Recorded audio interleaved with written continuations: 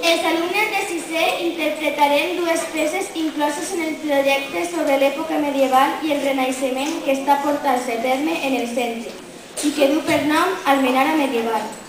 Aquest projecte tindrà la seva culminació en un concert que se celebrarà el mes de juny. L'autor de la primera peça és Tilman Susato, un compositor holandès del Renaixement.